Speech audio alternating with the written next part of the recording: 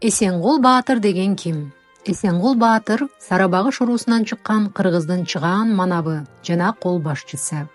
Айтылуу Ормон хандын чоң атасы. 18-кылымдын экинчи жарымында түндүк кыргыз урууларын жетектеп, кыргыз жерин коргоодо чечүүчү роль ойногон. Жаш кезинен эле өзүн жоокер катары көрсөтүп, 16 жашында Жоңгар Баатыр менен болгон беттеште биринчи жеңишине жетишкен. Кийин казак султандары менен болгон салгылашууларда атагы чыккан. 1770-жылы Көкжал барактын 17 000 аскерин 1785-1786 жылдары Бердикожо султандын аскерлерин талкалаган. Бул кагылышуулардан кийин 1786 жылы казак султаны Канкожо менен тынчтык келишимин түзгөн. Эсенгул Баатырдыгы физикалык күчү, кайраттуулугу менен белгилүү болгон. Ал элдин эсинде баатырдыктын эталону катары сакталып, ал тууралуу уламыштар жаралып, казык моюн Эсенгул деген сөз айкашы күчтүн, кайраттуулуктун символу болуп калган.